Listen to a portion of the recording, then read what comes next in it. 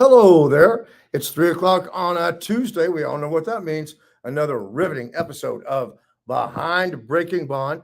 Andy Kahn is out of town today. He is in New Orleans. I think they're having a big crime victims something, but that's where he is. Or he might even be in Austin. I had to go to Austin too. Anyway, long story short, he's not here. I am, and joining me is Mario. Introduce yourself, Mario. Mario Garza, Harris County, president of the Harris County Bail Bonds Association. I'm really glad that you're here with us today because he can kind of explain a lot of things for us. You've been kind of involved in the whole process when we've seen what we've seen with the defenders out on multiple bonds. We were talking earlier, there's still a little confusion here in Harris County about misdemeanor bond reform. Correct? Correct. Tell us about that. There was a decision, a federal court decision, really had more to do with Dallas than Harris County. Right. The Daves case versus Dallas County had to do with one aspect of bail reform.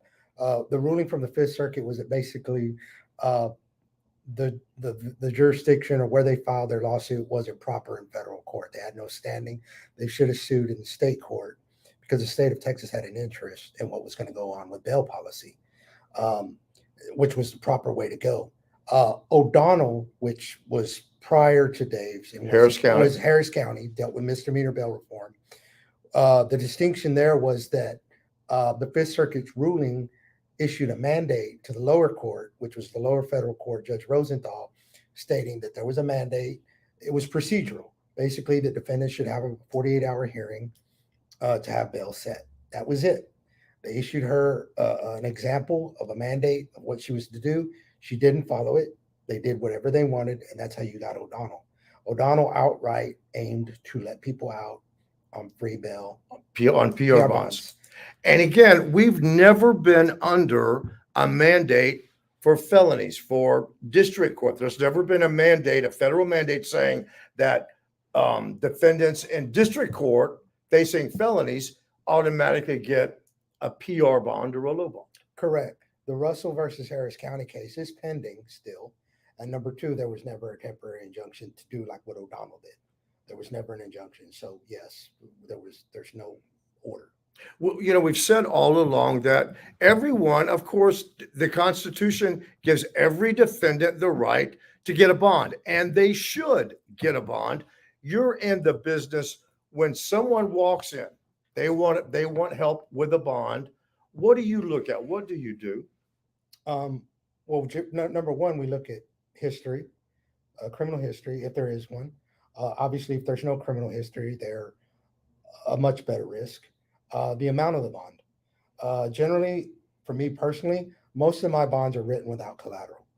So I don't get a house or a car or anything. That's sort of a misnomer, isn't it? I think that people, have this idea that, okay, I'm putting grandma's house up for collateral, and if I don't show up to court, then you're going to get grandma's house. Sure. That's not really how it works. Right, because in a downturn in an economy, people don't have a lot. You figure the housing bust, people lost their homes, so they're renters, and the vehicles themselves, they depreciate so fast that they're not worth the value of the bond. So what we generally go off is good down home. You look like you're an honest person. You look like you work every day.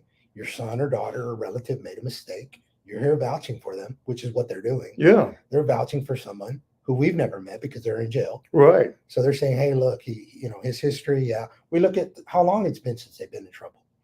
Hey, he hasn't been in trouble 10 years. This guy obviously just made a bad judgment call today. Is there times when I'm out on one bond, I get another one. Is there a time when you're going to look at me or my situation and say, well, I'm not going to give you any more bonds? Yeah, sometimes, or generally when that happens, it's because the family is now at a point where they can't pay anymore, or they're very limited in their funds because they've already paid. And that's generally what happens. I'm always trying to see the good in the situation, right? The silver lining. That's just me. So I generally want to help, but generally you can't because they're not. I mean, again, we have to charge. Right. If we can, of course, we can't offer them payment plans with the 10% rule like we used to, depending on the charge. But And that now that you brought that up, that was sort of, people made a big deal about that a year or so ago, but that was kind of a common practice, correct? yeah, I mean, Yeah. people that came out publicly said, well, we didn't know that they were doing that. And that I can appreciate that people didn't know, but the fact that we always did it should tell you we didn't have this problem with crime. And then they kind of started using narratives like, or phrases like, bondsmen are financing crime. And then I started to think to myself, well, nobody gets a better financing in crime than a PR bond. That's a pay no money and pay me if you feel like it. Oh, and by the way, go to court if you feel like it. Right. I mean, that's the best finance deal in crime I've ever seen. For many years, in a lot of ways, that was the bread and butter of the bail bonding industry, correct? People that were misdemeanor bonds where someone picked up a DWI, a misdemeanor theft, something like that. And you'd have to put up some money, not a lot of money, but you'd have to post money for a bond. Sure. A general first-time offender bond on a DWI or a theft was $500. We would charge about $125. Not a extremely big amount. Right. And mom and dad, hey, you know what? We can get that, no problem. And their son or daughter. Felonies were $2,000 starting because the bail schedule set those bonds. Yeah. I remember back when I first started reporting a murder. If I was charged with murder and I had no priors, the standard bond for murder was $10,000. Yeah, I mean, that would have been like in the 80s. Yes, yeah. That was the standard bond, was $10,000. And for people that don't understand how it works, okay, I go to court and I'm given, the judge tells me I have a $30,000 bond. Does that mean I have to have $30,000 to get out of jail? No. What do I need to do? 10%, and on a $3,000. Yeah, $3,000, 10%. Maybe a relative, your mother, whoever called us, we will ask them, are you willing to co-sign for your loved one or whoever's in jail? Oh, yes, that's my son. Okay. What does that mean? Okay, my mom co-signs for me. What does that mean? That means if the defendant, her son, doesn't go to court and decides, you know what, I'm not going to go, I'm going to take off and go live with my girlfriend in another state, then he becomes my responsibility and it becomes mom's responsibility. If the family dynamic is that mom and I are a partner, we want him to do the same thing. That's important for you all, isn't it? You look at what a defendant's family dynamic is. If you know that I've got a mom or I've got relatives, people in my life that are going to ensure that I go to court, that's going to make you think, okay, I'll give you a bond. It makes me very comfortable. Yeah. It makes me go, okay, this is a good bond. These people, I can pick up the phone and say, hey, mom, I'm calling him for court and he's not answering. What's going on? Well, he's in his room asleep. Let me go wake him up. And it's problem solved. Now I'm not scared that he's going to not show up tomorrow because I know he knows. Because that's what we do. We remind them for court the day before they have court. Because oftentimes we live in a world where people go, oh, I forgot. What was my court date again? They call and check in once a week. Say, hey, do you know your court date? No, I don't. I thought it was in August, but no, it's actually in September. So we kind of keep them on that reminder. Yeah. And mom does the same thing. Or you know what? Mom will even tip us off, say, you know what? He's not coming home anymore. We and him got into it, and I don't even know where he's staying. Okay, mom. Well, now we're kind of work together to kind of corral him back in and make sure, well, you know what? Now he's talking to me again. Now we're okay. He came back home. Okay, problem fixed. But you kind of had a little bump there where mom got a little worried. She said, well, what's going to happen to me? Well, mom, we're not there yet. Let's try to get him back to go to court. What happens when the defendant, they abscond? They're gone. We're nowhere to be found. That leaves you, the bail bondsman, on the hook. That's my license. My license is a contract with the county saying, I, Mario Garza, I'm going to be responsible for this person. And if he doesn't go to court, I cut a check for the full face value of that bond. If that bond's $50,000 and they only paid $5,000 and I don't find him, I cut a check for $50,000. That is the glue that holds it together. That is the reason why we have a 10% failure to rate among our defendants, and the PR bond system has an 82% failure to appear rate. Let's talk about that, because that in a way, and I hate to put it this way, but it's almost true. In misdemeanor court, it's almost like you're kind of a fool to go, because if you don't go, there's a PR bond. There's not a financial thing going on there. And it's like a lot of times what the judge will just reset, or maybe just dismiss the case completely. I mean, I've seen the dismissal because it's on the docket. But that kind of like negates the accountability. It gets rid of the accountability because the defendant finds out one day, what? They just dismissed it. Yeah. Or they up their bond by $1. So then he can go to a bonding company and say, hey, you know what? I've been on the run for this for a month. I think I'm ready to take care of it. Let me just go pay $101 to court, and they'll let me out on a non-arrest bond. When it comes to felonies, when it comes to defendants that are out on 6, 7, 10 bonds, I mean, is that a good thing? I mean, is that good for public safety for someone to be out on that many bonds? Well, let's think about it like this. When you do that, when that happens, and they're out and they're reoffending, and eventually they're going to stop going to court because they naturally know, hey, I'm in a lot of trouble. Right. They're going to throw the book at me this time. So they just stop going. And what you do by that is you create a fugitive population, which is why you're seeing high-speed chases and things where when they finally get pulled over or arrested, you're going, hey, they were out on 2 bonds. Why? Because they were already a problem where a judge who does have discretion by state law to say, hey, right, I can't give you. You have a combination of things. You have a combination of very low bail, which is making it easier for someone to get out. Sure. A judge should say, you know what? You've already done A, B, C, and D. I can't give you a lower bond as your charges have increased, which also leads to the idea that there could be more violence. Right. Because now they're more desperate. Each time they get more desperate. And Andy Kahn has said many times, and I think it's true, when you look at these defendants that are 18, 19, 20 years old, and you have a judge that's repeatedly letting them out on bond, they're picking up new criminal charges. Granted, they haven't been convicted, but yet they're looking at all of these criminal charges. You're not doing them a favor, really, because the hole is just getting deeper. And like you pointed out, a lot of times I could see them think, well, if I go to court, they're going to throw the book out at me. I've got 6, 7 pending aggravated robbery charges, and then they go on the run, and then they could become dangerous. Sure. And what you're seeing is a mixture, because then they say, well, you bondsmen are bonding them out. That's kind of true and not true. Let's say they got 6 cases. 3 of them were PRs. 3 of them were through a surety. Right. So they're mixing it up now. Yes. Say, well, we didn't give them all PR bonds. That's kind of like their little save phase. Yeah. I didn't give them all PR bonds. I gave them 3, and then the bondsman made the other 3.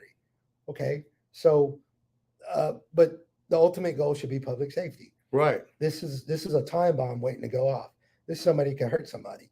This is somebody that, look, to be real quite honest with you, this has got the simplicity of how you raise kids. You don't start correcting your children when they tell big lies. You correct them when they start telling small ones. Right. Like misdemeanors. Yeah. That's the greatest point. For us to give up misdemeanors is to give up reform. To say that's when you want to change people. Hey, remember that time you went to jail for DWI? Man, you know what? But I learned my lesson.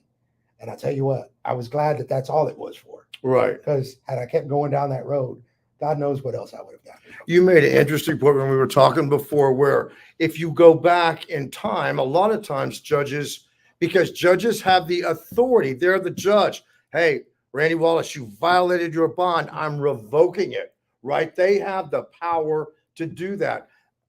Before, when you didn't see all these multiple bonds, you saw judges that would kind of say, hey, I know what, I'm going to put Randy behind bars for 30 days or 60 days and then see if he starts abiding by the rules of his bond conditions. And that's exactly what happened. No judge then was trying to hold anybody permanently. Right. Because they did have an overcrowding problem. And that, I'm sure that had to weigh into there.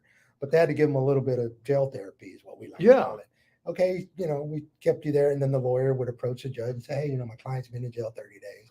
Mom and dad have been talking to him by phone. They're ready to do this again. And when you look at folks that, if there's no consequence, right? I pick up a criminal charge, I'm out the next day. There was really no consequence right then. I do it again. I'm out the next day. I get another bond. It's like sometimes you need a consequence, right? You need something to happen for your actions. And again, okay, I haven't been convicted of anything, but I'm not abiding by the conditions of my bond because everybody has one bond condition that's the same, right? Don't pick up a new criminal Stay offense, out of trouble. right? Right.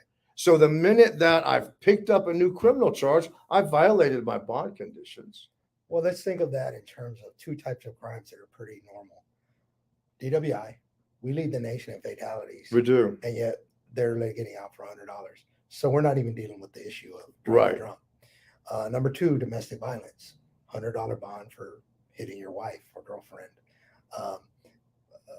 How does that make anybody feel safe if you're a victim of protective order? You violate the protective order, you get another PR bond. Right. So now you're out on the actual assault plus violation of protective order, and the person that is afraid of you is now like, this guy's out. And then what does that tell that person? Hey, I can go over there when I get mad and bang down the door and nothing's going to happen to me. right. The troubling thing too, I think, with DWIs, the way the system is now, okay, if your third one is felony, right? I mean, if you have Yes. your third one becomes a felony. Well, if you're just getting out, you could have 2, 3, 4 DWIs under your belt or suspected DWIs. Nothing is happening. And I mean, let's face it, if somebody is, well, I got away with it again, I got away with it again, I got away with it again, the likelihood of them doing it again and killing someone just increases. Well, right, which is why the idea of the criminal justice system, if it's honest with itself, is to understand why people do what they do and how to reform them. What things can be put in place that won't violate. I mean, it's always a struggle to balance between public safety and the rights, the due process rights of defendants. We're always Sure. going to struggle with that. Yeah. But for the most part, Harris County was kind of like this. Now we're like this. We're lopsided. Yeah. And that's basically what it is. You're dealing with Andy Kahn. What and parents of murdered children that I've gone to court with these families. What I'm starting to realize in the system with murder is there's just like this going rate for life, and it's like a 30 to 50 year range. Yeah. Doesn't matter what you did, how egregious that murder was. The system is so backed up that it's 30 to 50, roughly. Yeah. So they're going to do half. That's what the public is unaware of. They're going to do half that time. Right. So if the kid's 20 or 21 when he committed the murder, he'll be out under 40. Right. He's given a 30 years. And how, and I know it's not all about being fair, but that's so troubling to think that here's a family that they lost their loved one. Their lives are indelibly changed. It'll never be the same, but yet the killer, like you said, 10, 15 years, life goes on. They just, like it never happened. Well, think about that though too, because we've seen this before. If you have grandkids or you have a daughter or you have anybody who's a baby right now or 5 years old, and they're going to be walking around when they're going to be adults when these guys are getting out. Just like the bill that they tried to pass in Austin this last legislative session to give everybody all this good time. Right. Would have been out overnight. 5,000 inmates overnight, like Andy said. Well, we'll go back to The 90s. Yes. I don't think people realize. I mean, it was called mandatory release, and if the time that you served, your actual time that you spent, and your good time, which good time, basically every prisoner got good time. You got good time just for breathing, and it was like 3 days for every 1 day or something. It was crazy. Yeah, it was calculated. Yeah. I mean, theoretically, you could serve a 40-year sentence in about 12 years, roughly, right? There were dangerous people just walking out of prison because it was a law. It was mandatory release. The actual time you spent and your good day time, they matched your sentence. Goodbye, you're gone. And we saw a lot of dangerous people. We had a crime wave. Yeah. Yes. Like we have now. Yeah. If you'll remember too, George W. Bush became the governor. That was the first thing that he did.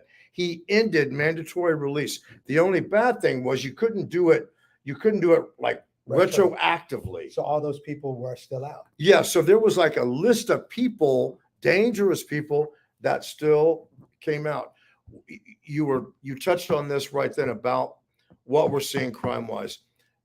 Right now, it's like the city, the county, oh, crime, murder's down, murder's down. But you have to look at the number of people that are shot every day in this city, and they're surviving because we have a world-class medical center. Ben Taub is probably the best place. Trauma center, Yeah, Ben Taub is the best place probably in the entire country that you could go to be treated for a gunshot wound, for a trauma. I mean, if it wasn't for what you just said about the trauma center, we're number 3 for murder right now. But if it wasn't for that trauma center, we might be ahead of Chicago. And that's actually factually correct, because look at all the people that are shot every day in the city and they survive. What do you think? I mean, of course, Mario, you don't know, but when you look at the trend that we're on, do you think that we could end the year with more murders than we did last year? Yes, and I'll tell you why. Because the powers that be in this county were already touting trending crime going down. Crime is trending down. And I'm like, well, we're only in like April. Right. And we're only in like February. You're talking 20% down. Then it creeped up to we're 10% down. Past May, nobody's talking about trending crime anymore. The gun violence, felon in possession of a weapon that are being charged with unlawful carry. There is no in between there. There is no gray area. Right. You are a felon. You shouldn't have had a gun. The gun buyback program is just, let's be honest, that's a fencing program to buy back stolen guns from people who break into cars. Right. That's how it's all been connected. So what you deem is a nonviolent crime because they broke in a car, but what about the guns that hit the streets that are stolen? They're committing new crimes. And that's probably the main thing that people are breaking into vehicles for. They're hoping to find a gun. Sure. I think one of the most troubling things that we've been seeing, well, for a few months now, and it just seems to get worse and worse, is jugging. You know, I mean, people, if you go to the bank, you have to really be aware about somebody following you. But let's think about that. Now they give you tips on how to go to the bank. Isn't that crazy that we're being held hostage in our own city? Right. The quality of life is deteriorating. Can't go to the park. Got to be careful what store you go into. We're sort of transitioning to where we're contouring our lives around crime. Yeah. Instead of crime being dealt with. We'll just be more careful. You know what? Don't go out after night time. You know, don't do this, don't do that. That's what we're being told. Yeah. And for me, that's disheartening because we're a great city, and public safety, crime kills everything. That's what it does. It kills businesses. It kills small, big businesses. It kills children, their lives. Just the quality of life. Right. Quality of life goes out the window. Everything goes with it. So when you start trying to dismiss things like, well, misdemeanor bail doesn't really matter. It does matter. If I have a car that I work for and I go out and my window's broke, I'm going to be upset. Yeah. Well, you got insurance, because that's what a bail reformer person will tell you. Well, you got insurance.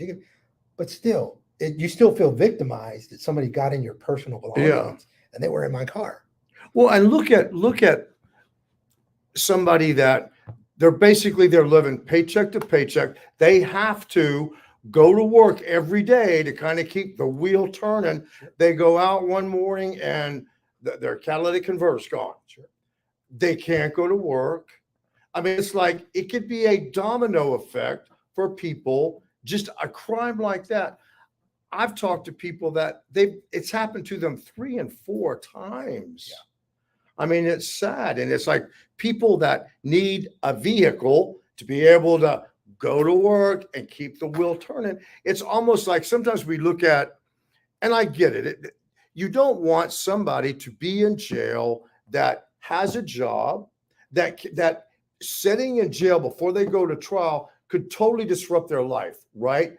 It could mean an end to their job. It could mean that, they no longer have an income. They no longer have a home. But okay, look at the crime victim. It's the same thing, right? It's if you steal my car or you damage my car, I don't have the kind of insurance where I can go get another car. So I can't get to work. I can't get to work, so I can't pay my rent. So I end up homeless, right? It's a two-way street. It's almost like you have to look at both sides of how crime can affect somebody's life. Well, that's one of the false narratives. Is that they have you believing that people are languishing in jail. When Kim Og They're herself, not. when Kim Og herself came out and said nobody's languishing in jail for a misdemeanor. I will. Because Yeah, they were making bond. Anybody that believes that, prove that to me. They're You not. prove They to weren't me, before. right? You prove to me that there's a someone accused of shoplifting or DWI that is languishing in the Harris County Jail. That does not exist, does it? But that's what pulls at the heartstrings. Right. Oh my God. Well, let me tell you something. First of all, I can tell you that by going to jail and 1 or 2 nights, you don't lose your apartment.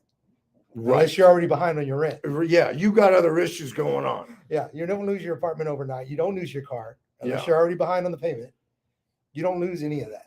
Your job, society's a lot more forgiving than you think they are. It's the truth. If you get out and you call your boss, say, "Hey, look, man, I got a DWI." Okay, we'll come after work and we'll work on it. Right.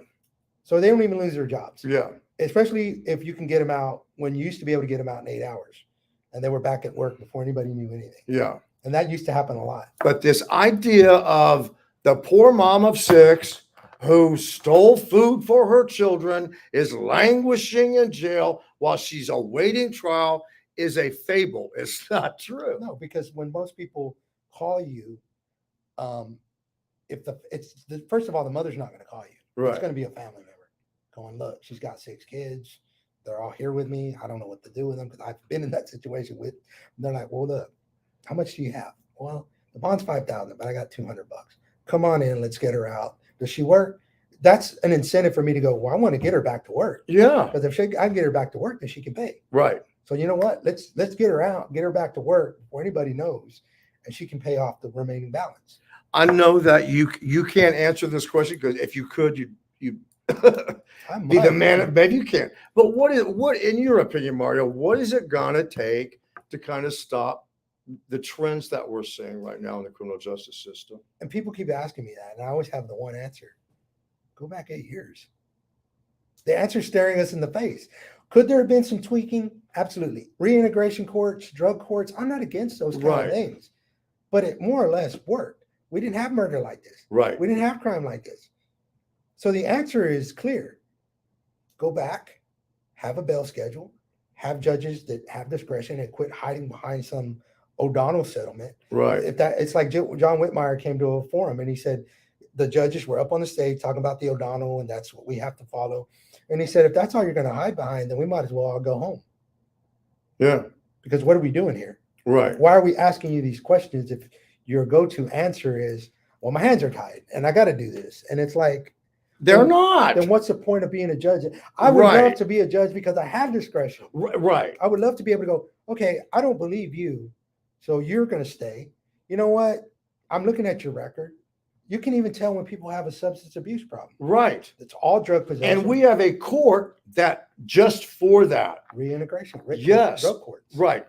There are people that could be rehabilitated. And I think we have a system that catches those people and can pull them out and determine what their issue is and how to help them. But you are absolutely right. Go back in time because that we have the same Constitution that the judges now want. Well, the Constitution says, the Constitution does not say that you have to repeatedly let someone violate their bond conditions. Well, the Fifth Circuit Court of Appeals said something in O'Donnell that was real interesting, which the bail reform type people leave out because they ran right out and declared victory. Yeah. But when you actually read the opinion, it said the defendants don't have a right to be free from a wealth-based detention. They don't have a right to affordable bail. That was in their opinion on page 7, I believe. Yeah. But what I'm saying is those words right there, and you're not to do away with secured bail. They said, that's us, bondsmen. Right. So you set out to get rid of the industry by scapegoating us with everything from 10%. I mean, I testified in Austin about that bill, and what I thought was kind of odd, or what I feel like caught their attention was, I said, we've been living with this for almost a year, and it hasn't done anything to reduce crime. Right. And one of them kind of sat up and said, why live in Harris County? What do you mean? I didn't know that this was a rule going on. I said, right, you didn't know because it didn't do anything. Crime continued to stay the same. That's why you didn't know about it. Otherwise, you would have said, hey, why is crime going down all of a sudden? Because they passed a 10% rule in Harris. And in actuality, the very people that they claim to help, 10% actually hurts now. Because now you guarantee that people stay in jail. Right. So which is it? Do you want to help them or do you want to keep them there? Because with the bail, their narrative changes as they get deeper and deeper into something they can't defend. Right. There's a segment of society that they choose this, right? They choose living in the criminal element. That's what they do every day. You and I go to work every day. They go rob people or whatever. That's how they live. And that's their choice. And they're not going to just remove themselves from the criminal element. Well, that's what you call a bona fide criminal. Right. A guy who gets a DWI or commits little things where he made a mistake, Right. That's not a criminal. That's just a person that got caught up in the system. A criminal is somebody who thinks all day. I always say this, Randy, can you imagine what it takes for somebody to grab a gun and say, I'm going to go up to an individual and scare this mother or father and put a gun to their face and demand everything they got? Right. That's not like lifting a candy bar out of a store. No. That's a very deliberate. And there's only a small segment of society that would do that. Yeah. But think about what that takes as an individual to have no moral compass. Right. To say, no, you know what, I'd rather go get a job. For instance, the guy that was shot at the taqueria with the guy, he was robbing the taqueria and one of the customers shot him. Yeah. This guy was out on parole. He was out on a PR bond. God bless his mother. She didn't know. She said, I didn't know but here he did this third thing with a fake gun, mind you.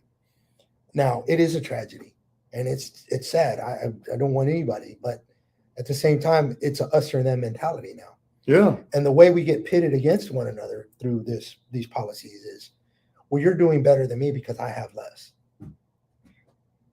I have to go steal and rob because you drive a nice car and I don't, or I have a nice house and you don't. So therefore, I got to do what I got to. But do you really got to do that? I grew up poor.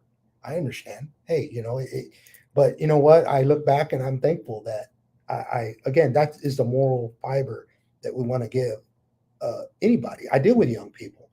I look in them and I say, hey, you know what? Look, man, did you do what they say you did? I mean, I'm not their judge, jury, and executioner. Right. Did you?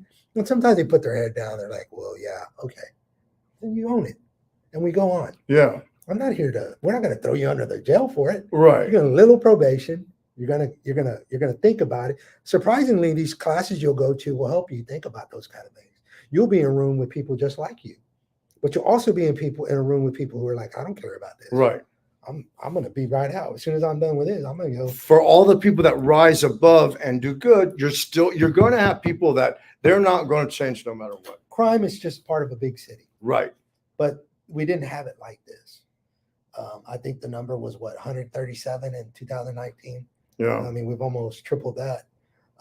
That's why I said, if you go back, we had a system that worked. Yes. And we need to go back to that because what's going on now isn't working, is it?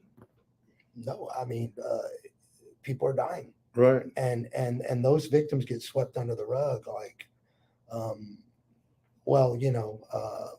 they report on it, but the news cycle is so fast that lives are just getting lost. Right. Because we're becoming desensitized to murder. If we reported as a station, if Fox 26, if we did nothing but report on people that got shot every day, that's all we'd be doing, nothing but that. Right. I mean, it's that serious. It's scary. It is. And it's sad. And I'm angry. I'm very passionate about it. I'm angry. Instead of they look at me as a bondsman, but they don't understand where my perspective is. I got this kind of like wide view. Yeah. And I can tell you, I don't want to make money this way. I don't want to have to, we were fine before. Right. And we bailed out misdemeanors. Yeah. And when they went to court, they took care of it. They got on with their lives. And some changed and some didn't. Some committed worse crimes. There was still murder, but not like this. That's right. We were in control. We had control of things. We don't now. We see a complete breakdown now. Yeah. Mario, thank you so much for joining us. Hey, thanks for having me. Very good. Hey, thank you all for watching and for caring about this subject. And be sure to tune in to tonight's Fox 26 News at 9 for a breaking bond report. Be kind to yourself and everyone else. Thanks. Bye.